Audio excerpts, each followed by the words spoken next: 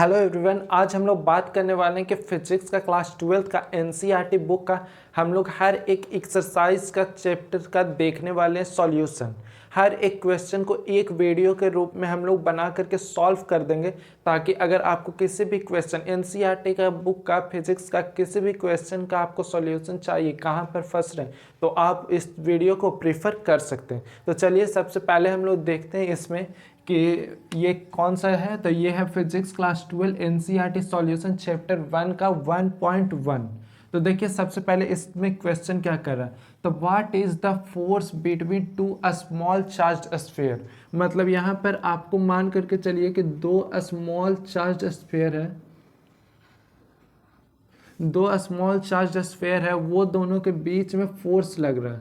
मान करके चलिए कि दोनों एक दूसरे के ऊपर फोर्स लगा रहा है। ये दोनों चार्ज्ड बॉडी है और एक का है 2 × 10⁻⁻⁷। मान करके चलिए कि एक को मान लेते हैं 2 × 10⁻⁷ कूलम, और दूसरे का मान लेते हैं यहाँ पर दिया हुआ 3 × 10⁻⁷ कूलम, और दोनों के बीच में डिस्टेंस कितना है तो 30 सेंटीमीटर। दोनों के बीच में डिस्टेंस कितना है 30 सेंटीमीटर। तो अब इस चीज़ का हम लोग को फोर्स निकालना है। तो सॉल्यूशन हम लोग सबसे पहले देखिए कि क्या क्या दिया हुआ है। तो सबसे पहले हम लोग देखिए, अगर आपको किसी भी तरीके का न्यूमेरिकल सॉल्व करने में प्रॉब्लम होती है, तो सबसे पहले हम लोग लिखेंगे यहाँ पे गिवन कि क्या क्या दिया हुआ है। तो देखिए सबसे पहले Q1 दिया हुआ है, तो 2 × 10⁻⁷ कूलम। Q1 मतलब पहला स्फीयर का चार्ज। फिर दूसरे बात Q2 3 × 10⁻⁷ कूलम, ये सेकंड का चार्ज हो गया। और दोनों का डिस्टेंस जो कि आपको दिया हुआ है 30 सेंटीमीटर। अगर इसी चीज़ को हम लोग मीटर में कन्वर्ट करें तो यहाँ पर आपका हो जाएगा 30/100 सेंटीमीटर। अगर इसी चीज़ को यूनिट को चेंज कर दे, तो अगर कैंसिल आउट कर दे तो 10 से 10, तो यहाँ पर मान करिए 0.3 मीटर हो गया। हम लोग फोर्स का जानते हैं कि दो चार्ज के ऊपर फोर्स लगता है, तो उसका फॉर्मूला था K/Q1/Q2/r²। ये होता है फोर्स का फॉर्मूला।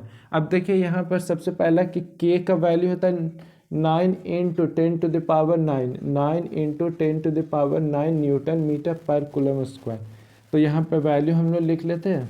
तो यहाँ पे 9 × 10⁻⁹ इंटू Q1 पहला चार्ज का, तो यहाँ पे लिख लेते हैं 2 × 10⁻⁻7 इंटू Q2। तो Q2 भी हम लोग को पता है कि 3 × 10⁻⁻7 और डिवाइडेड बाय r², मतलब ये तो 0.3 × 0.3। तो इसको हम लोग इस तरीके से लिख सकते हैं 0.3 × 0.3 r²। अब हम लोग इस चीज़ को सॉल्व करना चाहते हैं, तो सॉल्व किस तरीके से होगा। तो देखिए नेक्स्ट स्टेप में अगर हम लोग लिखें 9 × 10⁻⁹ इंटू 2 × 10⁻⁻7 है। तो सबसे पहले हम लोग यहाँ पर 10⁻⁻7 इंटू 3 × 10⁻⁻7 है। यहाँ पर देखिए क्या करेंगे, यहाँ पे 3 लिख दिए, 3 × 3, और यहाँ पर देखिए कि पॉइंट हटाकर नीचे अगर 10 आएगा, यहाँ पर भी पॉइंट हटाकर नीचे 10 आएगा, तो 100 आएगा। तो 100 आएगा तो क्या हम लोग ऊपर लिख सकते हैं, ऊपर लिख सकते हैं 10⁻2 100 को हम लोग लिख सकते हैं।